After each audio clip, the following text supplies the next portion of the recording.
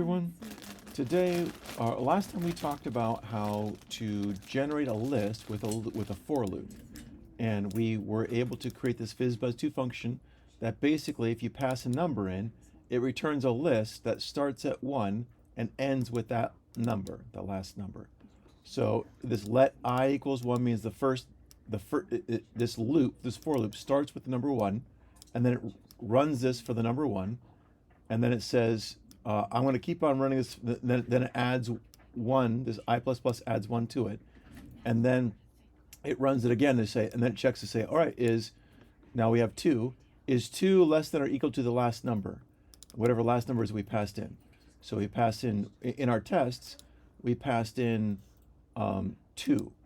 So when we pass in, so fizzbuzzTo, we're passing 2 into there as a parameter. So when we pass 2, then we're asking, is I less than or equal to 2? And if it is, then we run this again.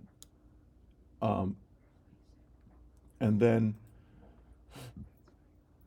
excuse me, and then it returns that list. So each time this list.push adds an item to the list, and that list is the number I, this is a variable I, which is 1, starts with 1, and the second time it's 2.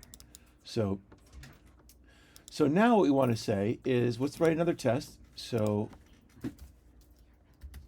all right,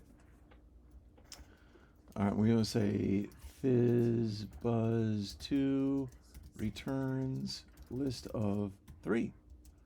So now the second parameter of this is, again, a lambda, an arrow function.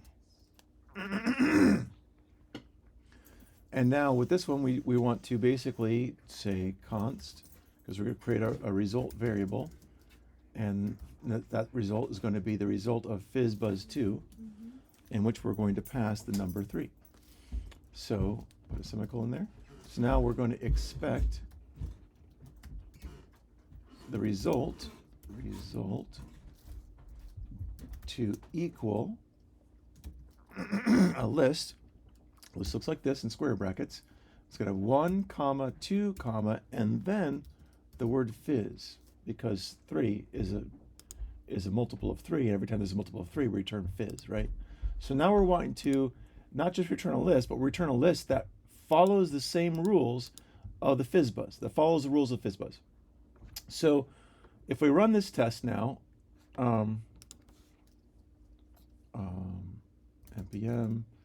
test,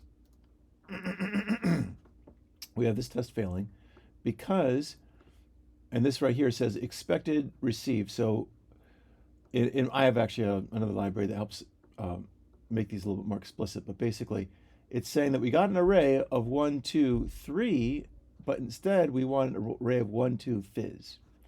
And why do we get 1, 2, 3? Because we're just pushing the number every single time here. What we want to do is do all of this logic instead of doing just the numbers. So we're already doing the first bit of return A, right? Because we're returning the number that was passed in. Right now, it's the same as doing nothing, right? If I return the same thing I passed in, I haven't done anything. I've just given you back what you gave me. So how can we get this logic to run inside of here, inside of this loop?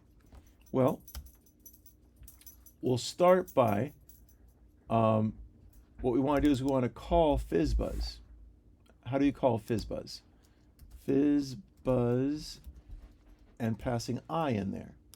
So now we're calling fizzbuzz inside of this for loop, inside of fizzbuzzTo. So fizzbuzzTo is actually calling fizzbuzz. And we want to have this const, and we're calling fizzbuzz with I, the number that is for each iteration. Iteration is basically a time you go over a list. Each of these, for each number that you're looping over, you are then going to call fizzbuzz. So we're going to say const result for now. Oh, let's not call it. I guess result it's going to be generic. It's either fizzbuzz or a number, so it's kind of hard. And now we don't want to push I, we want to push result. So now we're saying we want to run every single number through fizzbuzz, so it'll give us either that number or the word fizz or the word buzz or the word fizzbuzz. So, because if it's a multiple of 15, which is 3 and 5, it's fizzbuzz. It's a multiple of 3, it returns fizz, but a multiple of 5, it returns buzz. So that's all happening here. And so now when we do this, we run the test. Let's see if they pass. So up arrow to do the last command I typed, npm tests, and it passes. So that's that. That's that simple. So now if we want to add another test that shows that a list of 5 work, and another test that shows a list of 15 works. So let's do that. So I'm just going to copy this test for now. It's good for you to not copy but to type them. I know that typing them can cause more errors, but it helps you learn quicker. So, but I'm going to just do this for now. So 5. So if we do 5, oops, sorry, 5, and then we say this is going to be 5. So now we have to fizz for buzz is what we expect that to do. So let's run the test and see if that works. Up arrow, npm test. It passed. Okay. So, and let's do it again for the next one. Let's do it for 15. So I'm going to say list of 15. I'll actually just put a 1 here. 15. This is 15. Now this would be a lot longer one here. So this is 5. 6 is fizz. 7 just returns 7. 8 just returns 8. 9 just returns 9. And 10 returns fizz buzz. Let's see if that works.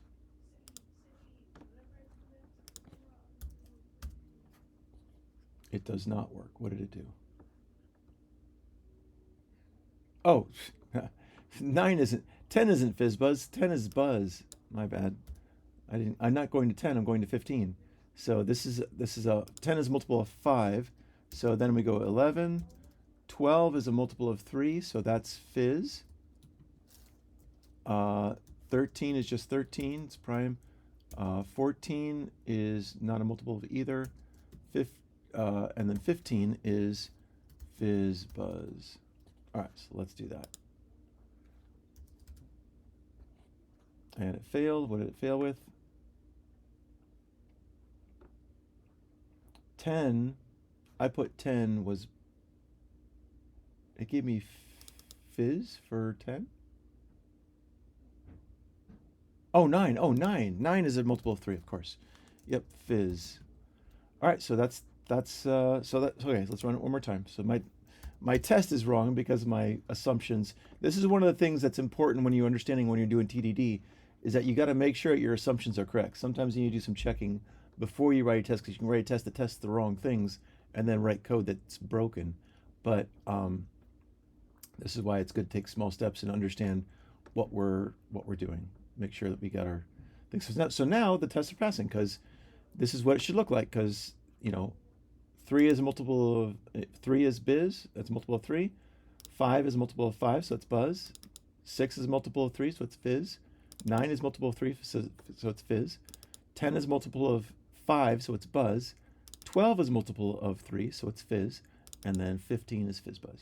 So this is why I didn't want to start with 15, because it would have been a very big step as opposed to starting with 3 and 5, which are smaller steps. So with that, that's it. And don't forget to commit your work. So git add dot git commit. Sometimes I forget to.